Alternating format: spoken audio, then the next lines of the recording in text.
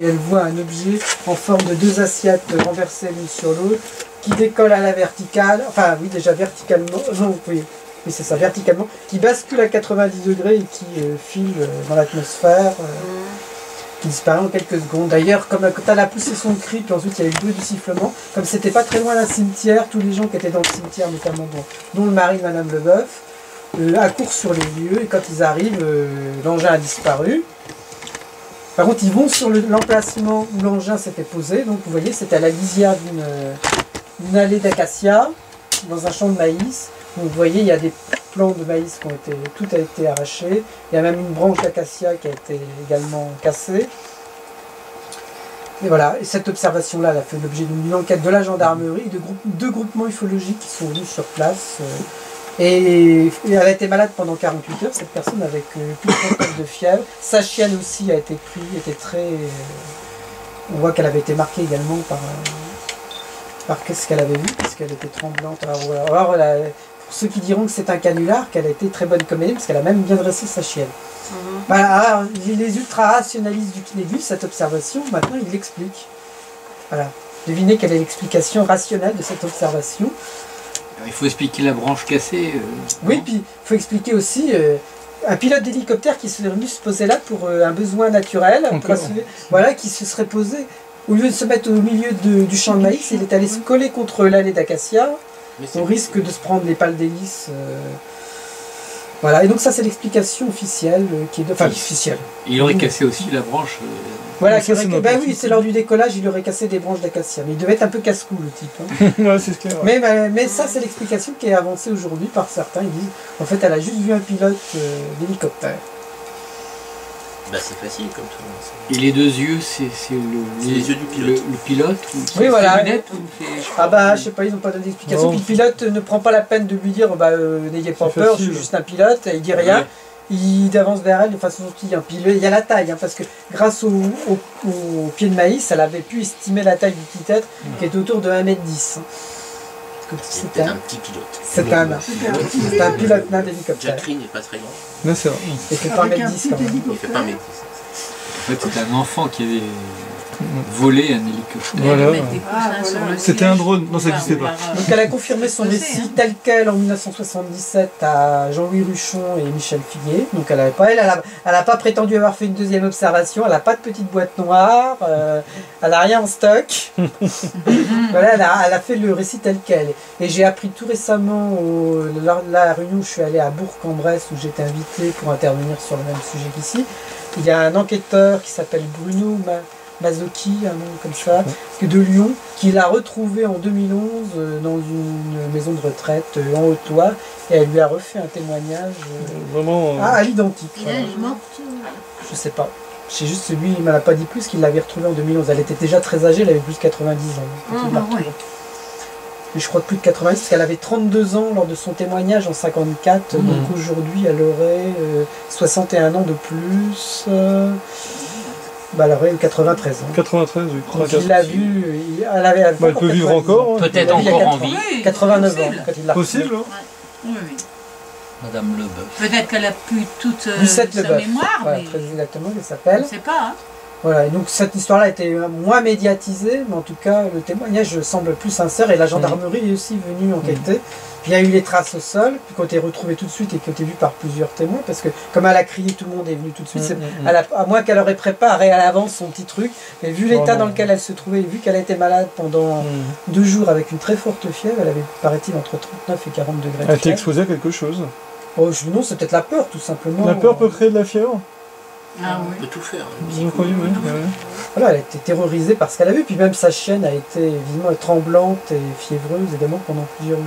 Mais la chienne, c'est un animal, donc elle a ressenti quelque chose aussi, de non conventionnel. Oui. Oui, voilà. Un phénomène extraordinaire. Donc ça, c'est l'un des cas les plus solides. Puis avec celui dont je vous ai parlé tout à l'heure, des deux cyclistes qui ont vu l'objet se poser au sol. Mais il y avait avant ça les solides quand même. Oui, non, mais je parle de la vague de 54. Ah, pardon, pour 54, oui. Voilà. Parce que dans 54, il y a 100 cas, mais il y en a vraiment, il y en a 70% qui ne sont que des articles de presse, issus d'articles de presse, donc je n'ai pas d'enquête de personne. Il n'y en a que 30% qui ont été enquêtés. D'accord. Voilà. Donc après cette vague de 54, le phénomène retombe en fait subitement à la fin du mois d'octobre, et les années suivantes sont très pauvres en observation. Ce doit d'ailleurs autant devenu que du phonote. Ça devient un phénomène. Ça fait comment Est-ce que pendant plusieurs années après, on ne parle plus vraiment du phénomène. D'ailleurs, il y a même un peu une allergie au phénomène parce que j'ai vu que des hebdomadaires un peu qui faisaient dans le sensationnalisme en 54 vont devenir très sceptiques dans les années suivantes, notamment au sujet d'une affaire qui a eu lieu en Picardie dans des conditions d'observation très mauvaises. Bah voilà. Du boulonnage. Comment Des boulonnages. Alors, on va aller à Beaucourt-sur-Aube. déjà une lanterne à l'époque. Ça n'existait pas, lanterne taille encore? Non, mais une lanterne. Ah, d'accord. Voilà, donc c'est une observation qui a eu lieu dans des conditions... Rien de nouveau, encore une lanterne. C'est issu de Radar. Ah, la revue Radar, oui. Dommage, j'ai pas emmené celui issu de France Dimanche qui était encore plus moqueur. Mais Radar, c'était sceptique alors? Non, au contraire, en 54. Et en 54, soit France Dimanche ou Radar faisait des reportages très sensationnalistes sur les soucoupes volantes.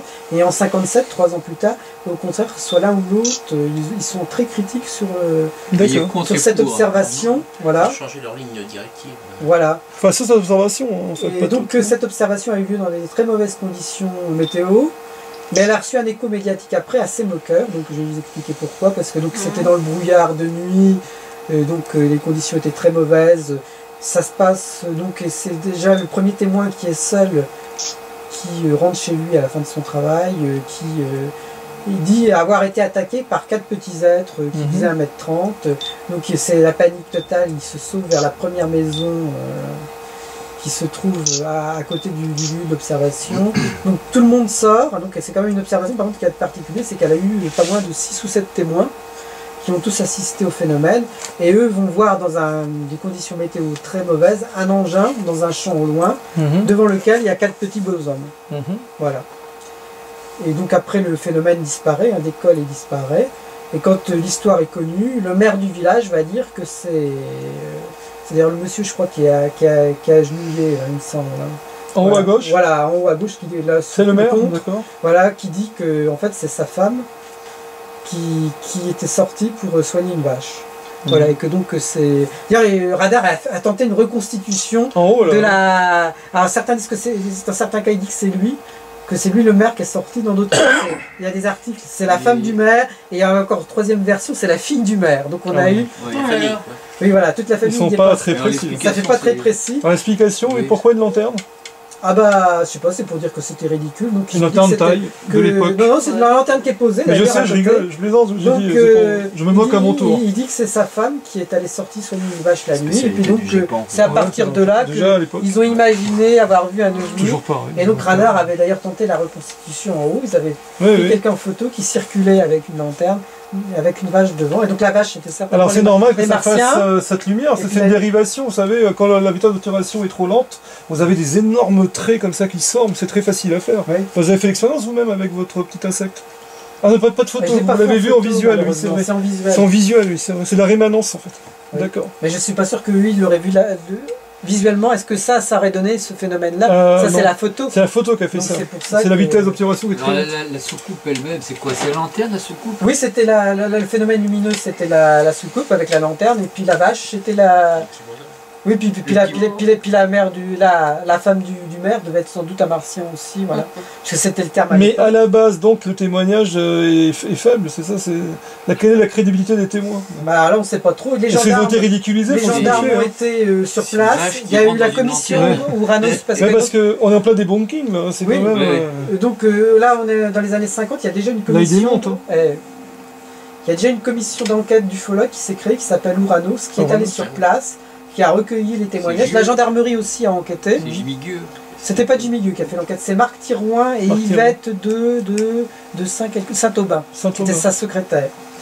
Donc ils sont venus tous les deux, puis il y avait également un enquêteur local qui s'appelle Becquet, son nom, qui lui a été dit avoir été témoin en 72 d'une rencontre du troisième type qui figure dans mon livre, qui s'appelle Jean Becquet. Et donc eux ont retrouvé, ils ont une espèce de substance pas très claire posée sur la route, dont on voit des taches, sur la photo du bas d'ailleurs. Les sceptiques ont dit que c'était simplement du... Bouse de vache. Oui, ou même du bitume, je crois. Ça peut être n'importe quoi, ça peut être de l'eau, ça peut être de il y a un des témoins raconte, celui qui les tient dans la main là, à droite, qui était le témoin, celui qui a été dit au début avoir été poursuivi par les humanoïdes. Voilà, il dit que quand il l'enflammait, ça brûlait tout de suite et puis que ça tachait la peau de couleur bleue. Avec sa parole. Alors il paraît que la gendarmerie aurait fait des prélèvements, qu'il y aurait eu des analyses, mais on n'a pas d'infos sur les analyses. Ça revient pas toujours, c'est ça le problème. Voilà. Donc c'est une enquête qui avait été assez... Mais là, je reproche un peu à la présentation, là vraiment c'est moqueur, c'est vraiment pour ça. Puis je vous ai pas sorti l'article de... C'est pour discuter. Là oui. Je vous ai pas sorti l'article de France Dimanche, je l'ai pas là malheureusement, je l'ai oublié. Par contre j'ai celui du... Mais je suis déçu pour Radar là, c'est pas terrible. Bah oui, en 54 il faisait des articles beaucoup plus rocambolesques.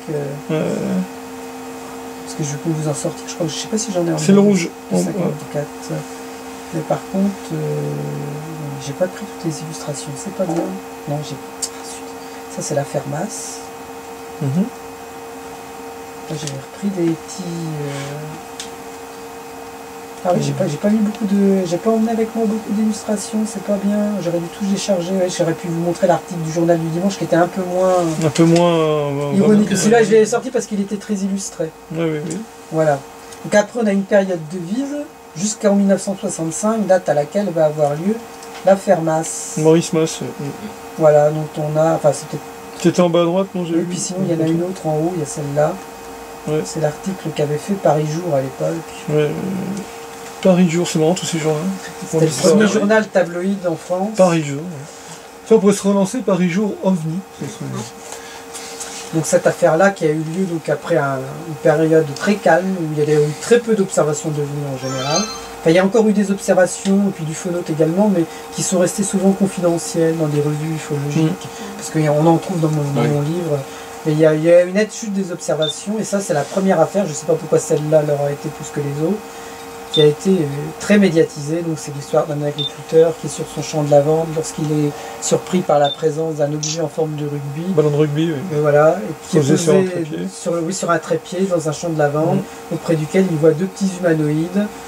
Et il est paralysé par il sort un crayon comme un crayon. Oui, une espèce de crayon, une espèce de tige qui le dirige en direction de le témoin. Voilà. Et donc il est paralysé en 65, juillet 65. À Valençol. Donc on n'est plus dans une vague. Ah si. Ah non, il n'y a pas de vague en 65. Et ce cas est présenté comme un cas béton par certains ufologues. Oui, par les ufologues. Et puis, avec la marante et le GEPAN la marante. Parce qu'il a été enquêté par le GEPAN en 79. D'ailleurs, cas en béton armé. Je n'ai jamais vu l'enquête du GEPAN publiée d'ailleurs sur le site du GEPAN. Celle-ci? Non, elle n'est pas en ligne. Elle n'est pas en ligne? Non, celle de Cussac, parce qu'ils ont fait aussi une contre-enquête sur une autre affaire après à Cussac, elle n'a été rendue publique qu'en 2005. Et les enfants du jeu. Non, deux petits enfants, dont il est maire le mec maintenant aujourd'hui. Il veut plein d'entendre parler. Ah oui. Et c'est Ménard qui l'a enquêté. Cussac. Il est plus maire, il était maire de Saint-Flour. Il est plus maire maintenant? Il était devenu avocat, il a fait des... Il y a combien de temps qu'il est plus maire là? Il y a longtemps, il n'a même pas fini son mandat, c'était entre 89 et 93. Enfin, moi il faut que je me remette à l'heure. Voilà, mais c'est dans la contre-enquête de Thierry Pinvidic que j'ai appris qu'il était devenu... Moi c'est Ménard qui m'avait dit ça. Voilà. Donc cette affaire-là, le témoin est paralysé, il voit les deux petits êtres qui parlent entre eux dans un langage incompréhensible. Et il dira ensuite qu'il a eu l'impression qu'il lui parlait, je crois, par télépathie. Par télépathie, oui. Voilà, et donc ensuite les deux êtres réintègrent l'engin décolle, et c'est là, après le décollage, pas tout de suite, je crois, il y a un certain temps de latence, où il retrouve l'usage de ses membres, oui, c'est ça, oui. Et il va faire une déposition à la gendarmerie, dans lequel d'ailleurs il paraît-il qu'il n'a pas osé dire tous les détails, parce qu'en fait il a fait deux dépositions. Il en a fait une première le 3 juillet, son observation a eu lieu le 1er juillet, il est allé en gendarmerie le 3, et il est retourné le 18 août, où là il a fait un récit beaucoup plus complet. Alors les mauvaises langues disent qu'entre temps les ufologues sont venus, l'ont pollué. D'ailleurs dans le témoignage qu'on a vu tout à l'heure de Guy Tarade, il dit qu'il a vu qu'il a vu Maurice Mas 2 ans après. Parce que les sceptiques disent qu'il aurait rencontré Maurice Mas dans les jours suivants et qu'il aurait en fait édulcoré son récit. C'est pour ça qu'il serait retourné en gendarmerie. Et il paraît qu'il figure sur les photos, moi personnellement, sur les photos de presse, celle-là, je ne le vois pas. Ils disent qu'il est au comptoir avec lui, Tarad. Tiens, une petite note d'humour, il y a écrit Nini sur la plage. Nini, c'est très à la mode. C'est voilà. Sarkozy qui a dû faire l'article. Donc cette affaire-là, elle a eu un grand écho médiatique. Et puis il y a les ufologues qui sont venus, parce que donc il y a des groupements ufologiques qui sont créés dans la foulée après la vague de 54. Il y avait déjà Uranus qui existait avant, mais qui était vraiment très marginal, qui avait que 50 adhérents, et qui va passer subitement à 1700 adhérents avec la vague de 54. Et puis, après cela, il y a 2 autres groupements qui vont se créer successivement. Le groupement Lumière dans la nuit, en 58. Parce qu'au départ, c'est pas qu'une revue, c'est un groupement ufologique. Une association qui est créée par Raymond Vellit, mais qui au départ parle de tout, parle pas que de nous, mais également de végétarisme, d'ésotérisme. C'est très mélangé. Quelle année 58. 58. Et en 62, qui fait beaucoup plus sérieux, et c'est le groupement d'études des phénomènes aériens inconnus, le GEPA, qui est créé par il y avait un ancien général d'aviation qui s'appelle Chassin. Chassin, avec le couple Fouéré. Quelle année 62. Et puis il y a René Hardy qui a participé aussi. Je crois même que c'est lui qui était le premier président ou secrétaire général. Et ils éditent la revue Phénomènes spatiaux. Voilà, qui édite la revue Phénomènes spatiaux. Excellent. Voilà. Donc tous ces groupements sont venus donc, à Valençol enquêter sur cette affaire. Et dans les années suivantes, il y a un petit peu, peut-être pas une recrudescence, mais il y a plusieurs cas qui vont avoir une médiatisation. Il y a notamment 2 affaires en 67, dont l'une dont j'ai pu retrouver les témoins. Déjà là, aux États-Unis, il y a un creux. Oui, il y a un fin, mais ça repart quand même, non? Oui, ça repart dans la deuxième moitié des années 60. Voilà. À peu près à cette époque-là, je sais qu'aux États-Unis en 65, il y a une vague de venus. Il y a plusieurs vagues en fait. Et leur dernière grande. Il y a des vagues en 67-68, il y a eu des nouvelles vagues. Et une des grosses, c'était 73 aussi. Et donc en 1967, il y a eu une autre affaire qui a eu lieu. Et on sait à quoi correspondent ces vagues? Comment? On sait à quoi correspondent ces vagues? Parce que 8, 50, ça peut être... Et au départ, les années 50, ils pensaient que c'était la proximité, comme on pensait que c'était des Martiens. Ils disaient que c'était les périgées de Mars. Voilà, ils avaient remarqué que c'était les années de... Mais en 56, il devait y avoir une grande vague parce que c'est pour la première fois Mars devait être plus proche de la Terre encore qu'en 54, donc on attendait une grande vague de venue en 54 et il n'y a pas eu de vague de venue en 54. Par contre, il y a eu une petite recrudescence au printemps 57. Alors que là, la Terre était très éloignée de Mars. Donc l'histoire de la périgée. C'est Roswell qui a déclenché tout ça en fait. Ah non, Roswell, c'est l'affaire de Kenneth Arnold dans 1947. C'est Kenneth Arnold. C'est quoi déjà 47. Les Monts-Rainiers. Monts-Rainiers, c'est un pilote qui participe aux recherches suite à la disparition d'un avion et qui voit des objets qui sont à des boomerangs qui circulent, et qui circulent dans le ciel et qui semblent ricocher sur l'eau comme des soucoupes. Le journaliste reprend l'expression. D'ailleurs, il n'avait jamais dit qu'il a vu des soucoupes volantes, il a dit des objets en forme de boomerang, mais qui ricochent sur l'eau comme des soucoupes. Le journaliste reprend ça et crée l'expression flying saucer. Voilà, c'est né comme ça. Mais alors, il faut dire aussi, je peux me permettre, moi je pense que ça vient avant encore, enfin au niveau des États, de l'État américain, parce que dès 1944, il y avait les Foo Fighters qui étaient autour des bombardiers. Et je pense personnellement. Puis en 1946, il y a eu les fusées fantômes. Voilà, il n'y a qu'une opinion. Moi je pense qu'en l'homme, il a maîtrisé l'atome, notamment la bombe nucléaire, atomique après nucléaire. Je pense que ces choses-là, enfin, quels qu'ils soient, c'est là qu'ils sont venus, je pense bien plus. Il y a une corrélation, entre la maîtrise de l'atome par l'homme et ça. Moi, c'est mon opinion aussi. Enfin, c'est une opinion, hein. C'est pas prouvé, mais quand même. Mais il y a eu des observations bien avant. Oui, voilà, c'est ça. Il y a les archives, c'est ça le problème. Il a raison. Il y a des trucs avant. Comme l'affaire des silos qui ont été neutralisés. Ah oui. Il y a eu tellement de choses. Bon. Là, c'est une affaire sur laquelle j'ai contre-enquêté. Annie, on va... C'est une affaire sur laquelle j'ai contre-enquêté tout récemment, qui est en cours parce que j'ai pas encore réussi à retrouver toutes les personnes. Enfin, je les ai localisés, mais pas tous contactés. Donc, le problème, c'est que là, ce sont que des enfants. Donc, l'histoire, c'est des enfants qui sont partis se balader à côté du village d'Arc-sous-Sicon. On est dans le Doubs, en Franche-Comté. Et donc, ils font un jeu de... Le marin? Non. Cache-cache? Ici, ils marquent des arbres, c'est un jeu de piste. Voilà. Et donc, ils sont 4 enfants qui ont entre 6 et 10 ans. Et donc, il y a la plus jeune qui a 6 ans. Elle part donc dans une direction et elle est subitement son attention attirée. Elle entend comme des bruits de pas, des craquements de branches. Et donc, ça attire sa curiosité. Et là, elle tombe nez à nez. Elle m'a dit, parce que je l'ai retrouvée, je lui ai parlé tout récemment. Elle tombe nez à nez avec 3 petits hommes tout noirs, avec des yeux en amande. Donc, elle pousse un cri. Elle est à 2 mètres 2. Elle dit qu'ils font à peu près la même taille qu'elle, donc ça doit être autour d'1 mètre 10, 1 mètre 20. D'ailleurs, c'est la petite fille, là, devant. Celle qui est à gauche. La petite, la plus jeune. Voilà. Il y a une erreur sur la légende, elle s'appelle pas Marie-Reine Méro, elle s'appelle Elle s'appelle Patricia Bépois. D'accord.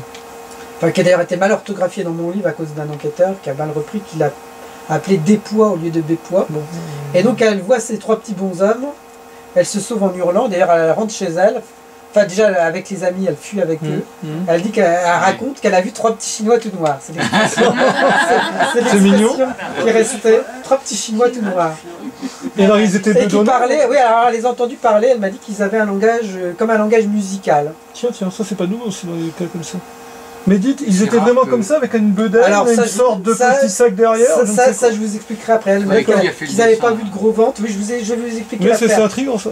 Oui, parce que je vais vous expliquer l'histoire de la photo, parce que comme j'ai retrouvé presque tout le monde, c'est intéressant. Là aussi, les déformations qu'il y a entre le récit d'origine et puis celui que j'ai récolté. Enfin, elle, il n'y a pas eu trop de déformations. Enfin, il y avait 2 versions. Il y avait la version...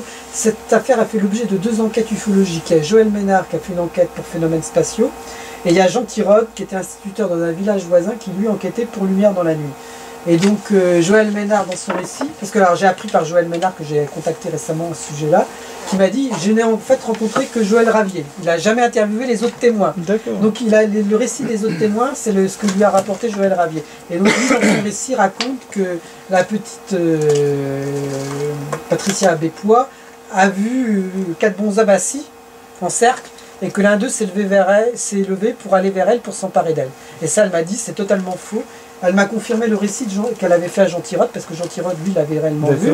Et donc, elle les a vus face à face, à 2 mètres d'elle.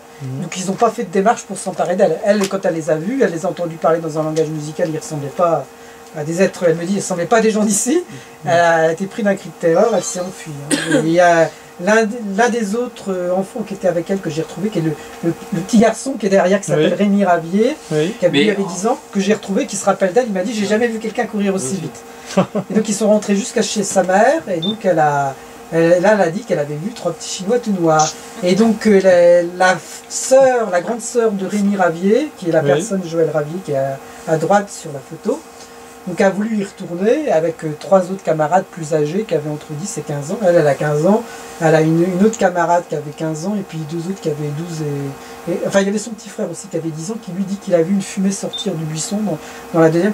Enfin, en tout cas, Joël Ravier et Marie-Reine Méro, qui elle a 13 ans, vont voir alors qu'ils font des recherches parce qu'ils se sont mis sur un petit rocher qui fait un peu point de vue. Bon, ils voient rien, ils décident de se séparer en 2 groupes et il y a des 2 filles.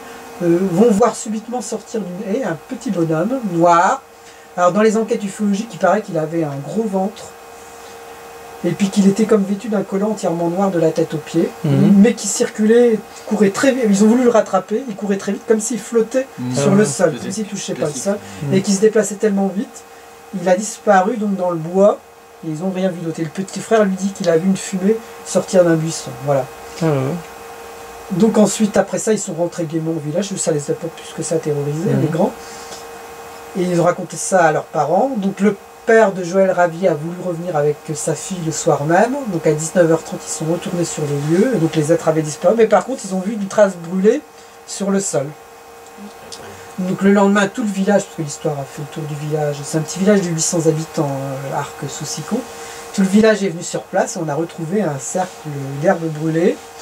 Dans le champ, ils n'ont pas vu d'engin, mais il y a eu ce cercle d'herbes brûlées retrouvé et plusieurs taches brûlées autour. Et également, l'un des 2 enquêteurs dit qu'il a vu des traces de petits pas sur le sol qui ont été retrouvés. Voilà, qui se dirigeaient vers le bois des Clavières, donc où l'être avait disparu. Voilà. Donc il y a eu 2 enquêtes ufologiques sur ce cas-là. Et vous n'avez pas dit pourquoi il a une excroissance à droite? C'est quoi, comme une cape qu'ils ont voulu faire, un petit sac Ah oui, alors il paraît-il que sur il avait un pan de vêtements. Un pan de vêtements. Il y a un autre qui sortait vers ça le bas. Ça m'intriguait ça. Il y a une autre reproduction. Il y a une sacoche. Il y a une autre reproduction. Une sacoche. J'ai cru que c'est comme un petit dinosaure. Voilà. Une crête. Il y a Jean Giraud qui a fait c'est mieux ça. Ah, c'est voilà, donc on voit le pan de son vêtement qui. C'est mieux. Alors j'ai retrouvé Joël Ravier tout récemment qui voulait pas parler au départ.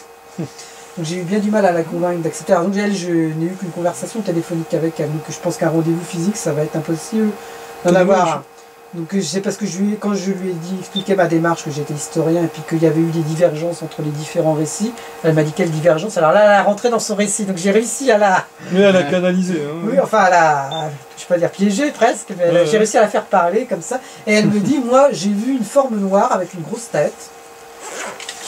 Qui a couru très vite. Mais elle me dit, elle se souvient même pas si elle a vu des bras.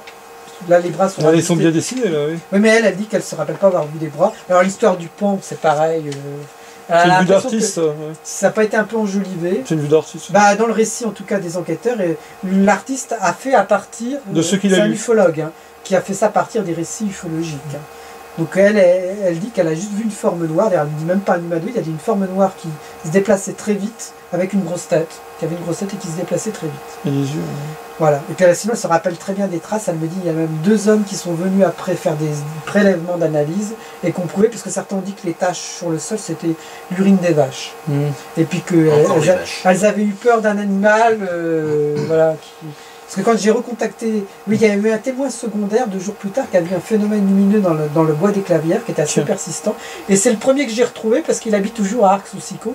Au même endroit donc. Il habite toujours, il est menuisier. Et lui, quand je l'ai contacté, il m'a dit oh, ça c'était une plaisanterie. En fait, j'ai vu juste le reflet du soleil sur un bout de verre. Oh. Et puis quant à l'histoire des témoins, c'était simplement une histoire d'enfants. Ils ont juste vu un animal, ils ont pris peur. Donc déjà, quand j'ai commencé ma contre-enquête sur cette affaire, je me suis dit punaise, ça commence mal. Ça commence mal. Oui. Après, j'ai retrouvé Rémi Ravier, donc le petit frère de Joël Ravier, qui aurait vu cette fumée sortir du bois. Alors lui, il me dit qu'ils ont certainement... que la petite fille, elle a vu quelque chose parce qu'il se rappelle d'elle qui est terrorisée, que sa sœur a également certainement vu quelque chose, mais il n'a pas voulu me dire quoi. Puis quant à lui, il m'a dit oh, bah, je me rappelle plus. Enfin, il m'a dit si j'ai dit ça aux gens, que j'ai vu une fumée sortir du buisson, c'est que c'est vrai. C'est pareil, là j'étais encore un peu sceptique. Et en 3e, j'ai retrouvé Joël Ravier, donc il m'a fait un témoignage quand même moins sensationnel que celui des récits ufologiques. Et puis en dernier, là j'ai retrouvé Patricia Despois, qui elle me refait un récit tel quel qu'à l'époque. Elle a bien gardé son récit. Elle avait quel âge à l'époque? Patricia Despois, elle avait 6 ans. Et elle m'a dit, je me rappelle comme si c'était hier. Mais c'est vrai que c'est le problème de la crédibilité des témoignages. Par contre, Joël Ravier avait 15 ans. C'est plus loin de lui. Alors j'ai retrouvé 2 d'ailleurs qui est un peu confus, une toute petite interview d'eux aux actualités régionales. En 67. Vous avez l'interview? Oui, oui. Ah, génial. Je vais vous la sortir, mais elle dure 1 minute. Dites, c'est dans quel département ça, vous m'avez dit? Dans le Doubs. Dans le Doubs, ah oui, dans le Jura, vers le Jura, quoi. Oui, voilà, c'est dans le Haut-Doubs. Dans le Haut-Doubs. Ça, j'aimerais bien faire un tour aussi. Alors... Mais j'aimerais bien aussi pouvoir retourner voir carrément les gens, parce que là, je leur ai parlé au téléphone. On va voir ce bois, il existe toujours, le bois? Oui, l'endroit n'a pas changé. Alors d'ailleurs, Joël Ménard m'a dit une ânerie. Ah, moi, j'irais bien. Il m'a dit, oh, ça a été urbanisé, c'est un lotissement quand j'y suis retourné en 76. Bon, moi, j'ai regardé... J'en ai parlé aux témoins, ils m'ont dit que ça n'avait pas changé. Et puis j'ai regardé des images sur Google Maps, c'est nickel. C'est nickel, donc il a dit des bêtises. Bah, oui. Mais dites-moi, ça serait possible de vous accompagner, mais moi juste pour... Ah bah si un jour on y va ensemble. On peut, ça vous dérange? Moi j'ai pas de voiture. Ah bah si vous avez une voiture, on peut se mettre d'accord. Alors j'ai tout ce qu'il faut. Mais moi ce qui m'intéresse, moi je vous laisse faire l'enquête témoignage. Le témoin, moi je voudrais aller voir le bois. Je veux voir ce bois. On peut se diviser en 2. Rémi Ravier était prêt à m'emmener sur les lieux. Bah écoutez, Annie, il est assez ouvert. T'as entendu? Annie, donc si on a une enquête peut-être à faire dans le Doubs avec monsieur. Donc et puis Patricia Despois habite pas très loin non plus. Non, et elle, je pense qu'elle accepterait également de nous parler. Bah écoutez, on va voir. Elle m'a dit d'ailleurs qu'elle n'était jamais retournée sur les lieux pendant plusieurs années après son histoire, la petite qui avait 6 ans. Ça serait génial.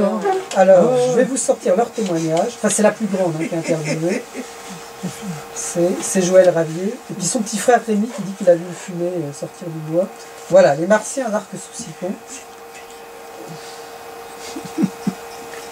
C'est très intéressant. C'est issu des actualités. 1 minute 33, ça dure? Oui, c'est très court. Il y a même les 20 premières secondes. Oh, c'est quoi Je sais pas pourquoi, c'était c'est le document que j'ai capturé. Ça, c'est le village d'Arcs-sous-Sicot. On manque un peu de son au début. Il y a C'est l'endroit visiblement où ils ont fait leur observation, c'est au-dessus du village. Alors lundi, à 15h, vous vous teniez un peu plus bas, dans le champ, là-bas. C'est le C'est le petit frère avec le bas. Vous avez vu un homme. Oui. À quoi il ressemblait cet homme? Un petit enfant, mais c'était vraiment pas un enfant, il allait très vite. Il était habillé en noir. Il avait l'air de se cacher? Oui. Et qu'est-ce que vous avez vu d'autre à part cet homme? C'est tout. Et qu'est-ce que vous avez pensé? Vous n'avez pas pensé que c'était un vagabond ou un enfant qui se promenait? Non. C'était pas du tout des enfants comme ça, parce que ça allait vraiment vite et... Vous n'étiez pas la seule à voir ce phénomène. Vous étiez en tout, vous avez tous vu la même chose. Vous étiez tous ensemble, ce jour-là. Et alors le lendemain, vous avez appris qu'on voyait des lueurs dans le ciel. Parce qu'il y a eu... Dans la nuit suivante, il y a eu des phénomènes lumineux qui ont traversé toute la France. Peut-être. Oui, peut-être. Et alors toi, tu as vu autre chose aussi. Qu'est-ce que tu as vu? La fumée sortait de prison. Et qu'est-ce que tu penses, toi? C'est des martiens? Oui, je pensais que la soucoupe sortait de prison. C'était une soucoupe? Oui. C'est pas de la fumée, c'était une soucoupe? Oui, arrivé dans les minutes. Voilà, ça s'arrête là. Oh, c'était intéressant.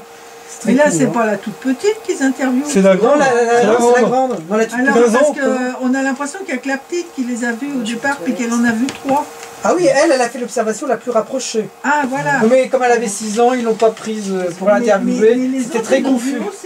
Ah bah, il n'y a que 3 personnes qui ont vu les êtres, en tout et pour tout.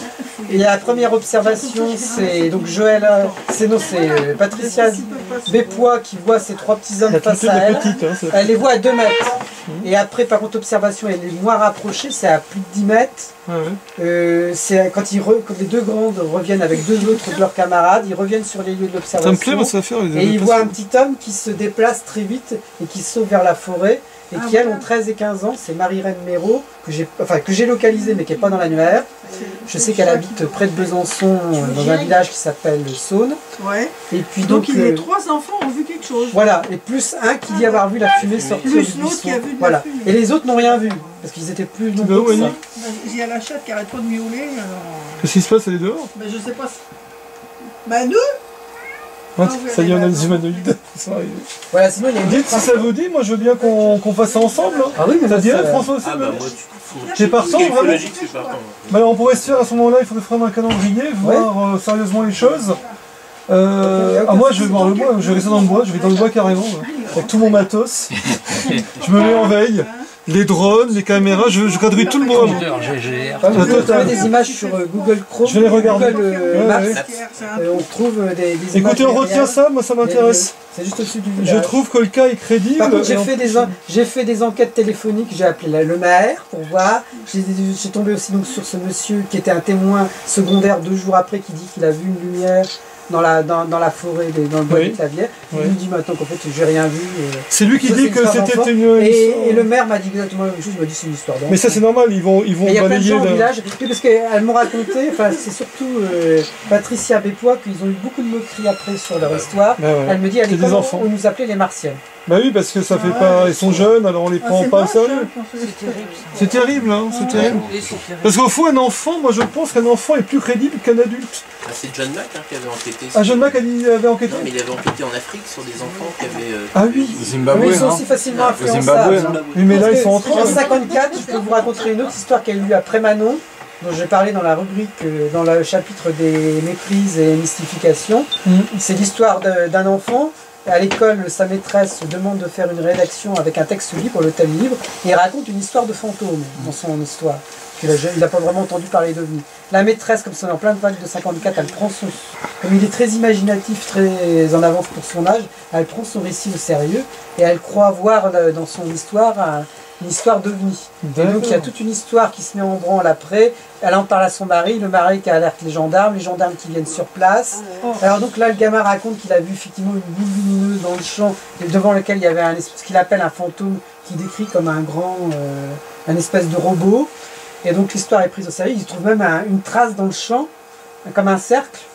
Et puis le mât qui est à côté, qui est raflé. Alors, ça fait toute une histoire de soucoupe volante qui a été parue dans la presse à l'époque.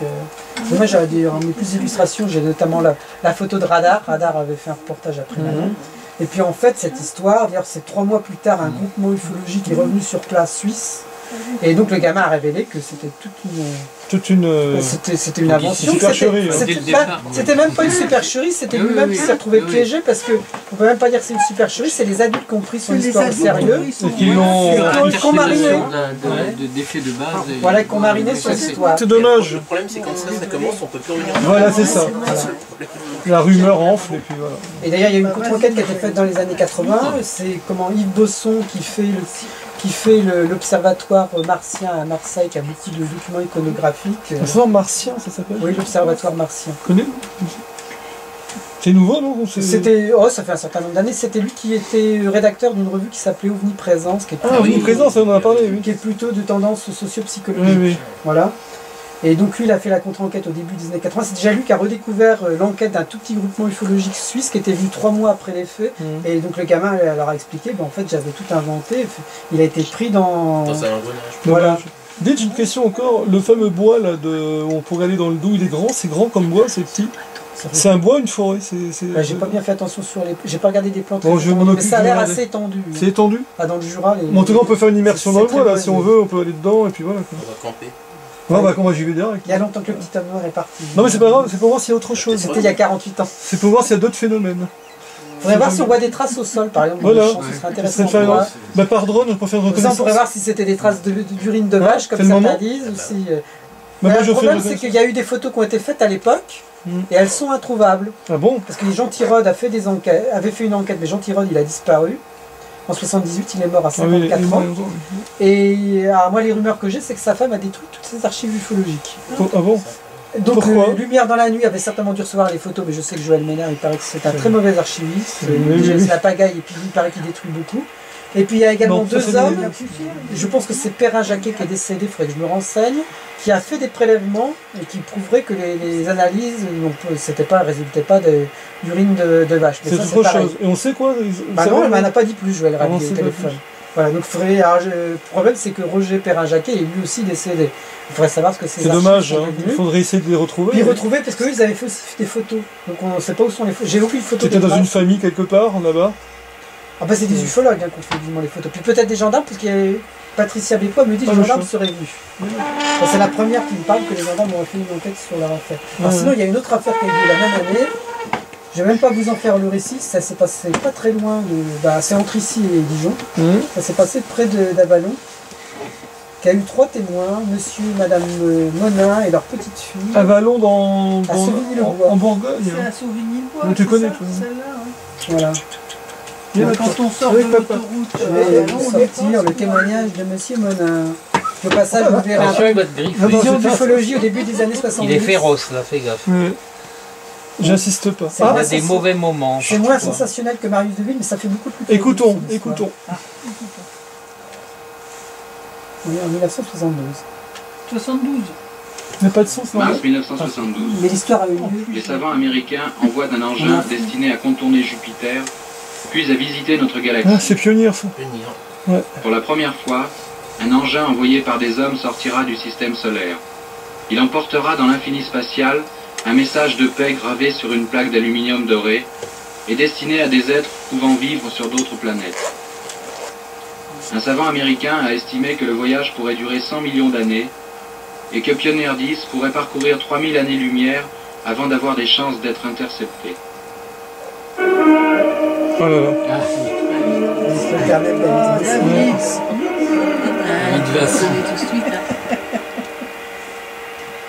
Manu!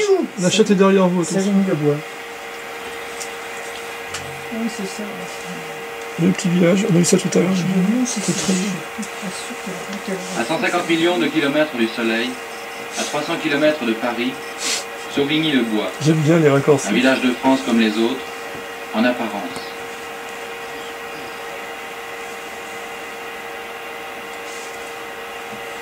Peut-être aussi le lieu d'un grand rendez-vous manqué entre le présent et le futur.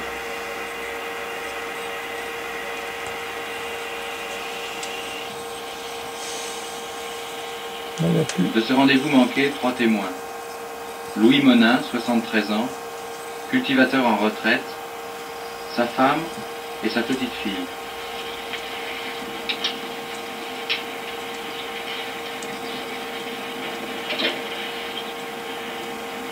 C'était le 5 février 1967, à 10h moins le quart du soir.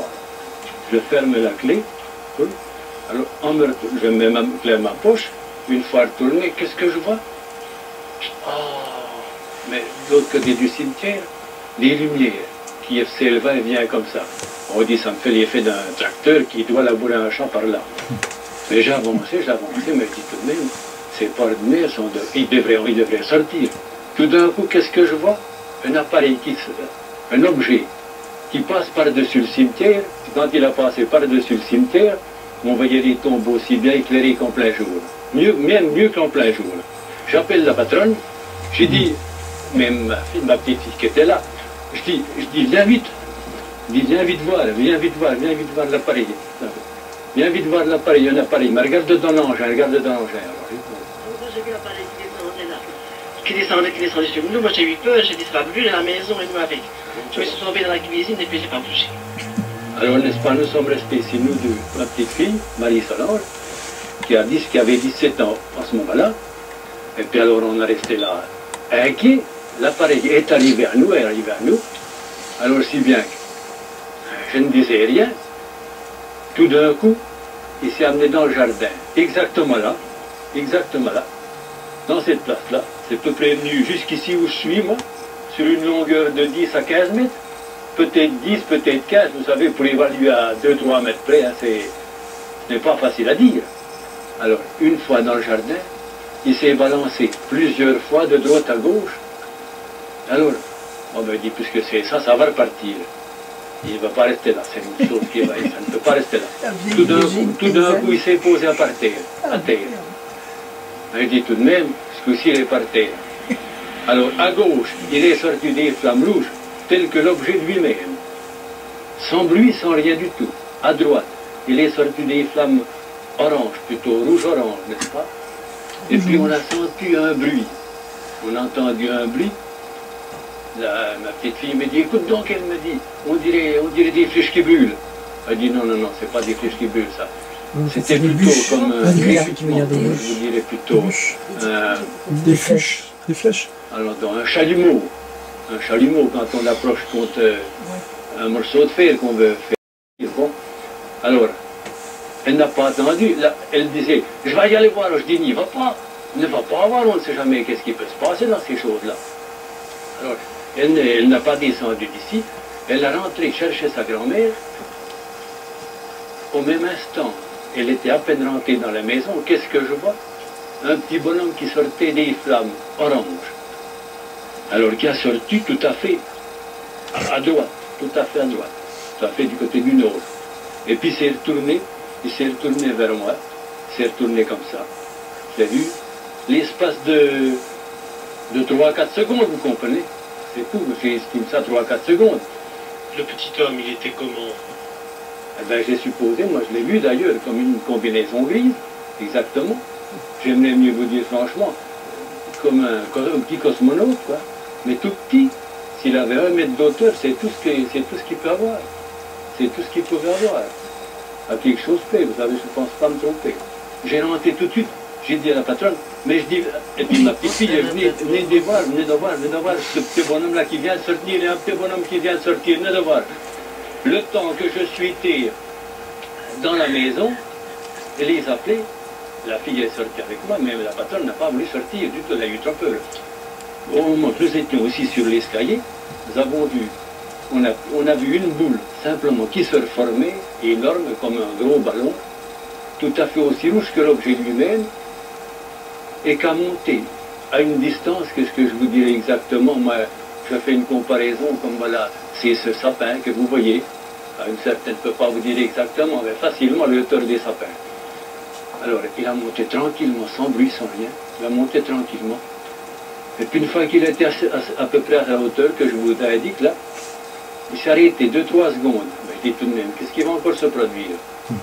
Puis tout d'un coup, il est parti en vitesse dans la direction du sud-ouest. Puis ma foi, tant que nous l'avons vu, nous deux la petite, eh bien, on l'a regardé. Puis alors, qu'est-ce que vous quand on était... On a pu vu qu'un point insignifiant, on a dit, on ne le voit plus maintenant. L'événement, reconstitué sur les indications de Louis Monin, apparut très crédible au curé du village. Mon Dieu, personnellement, j'ai cru au début qu'il s'agissait d'une affaire de lampe électrique. Vu dans la nuit, on pouvait penser qu'en effet, ça pourrait être une confusion possible. Mais étant donné la relation que m'a fait M. Monin, je ne pense pas que ça puisse correspondre à une explication valable. Personnellement, je ne me prononce pas. Je ne peux pas dire que c'est une soucoupe volante ou si c'est tout un autre phénomène inexpliqué. Je crois que on peut rester dans une certaine incertitude tout en acceptant son témoignage. Monsieur Monin est un brave homme et avec lequel j'ai toujours entretenu de bonnes relations et de rapports faciles. Pardon? Je le crois, c'est un... Moi aussi, il est sincère. J'aime beaucoup. J'ai pas l'impression que ce qui exprimerait le rêve soit tellement dans son tempérament.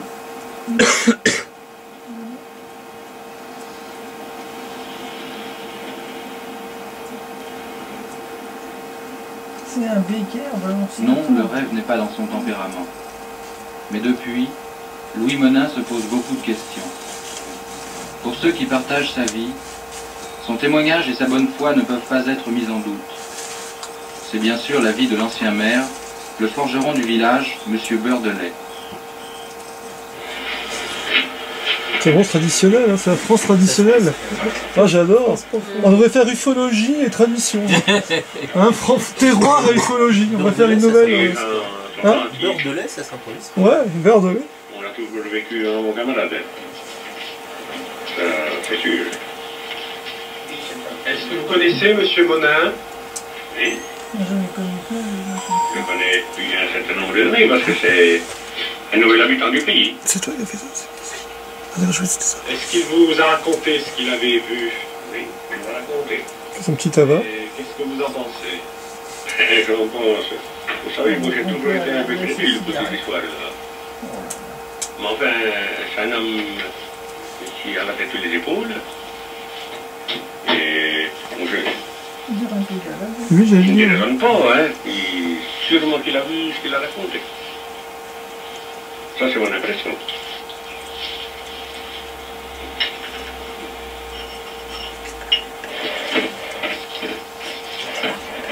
C'est un beau reportage. Hein. Elle a vu, mais avec son... Oh la vache. Ah, c'est pas mal. Hein. C'est vraiment beau. Hein. C'est ethnologique aussi. C'est un rapport ethnologique. Anthropologie, pardon. Le proche voisin, pratiquement. Un type boulanger. Alors vous êtes au courant de ce qu'il a vu? Oui. On en a parlé dans le village? Oui, bien sûr, oui. À ce moment-là, ça fait déjà un petit peu de temps. Qu'est-ce que vous en pensez, vous? Je pense qu'il a vu quelque chose, c'est certain même. Vous y croyez à ce qu'il a vu? Ce qu'il a vu, j'en sais rien, mais enfin... Il a vu quelque chose, oui. Vous pensez que la vie existe sur les autres planètes? Je me suis jamais tellement posé cette question, vous savez.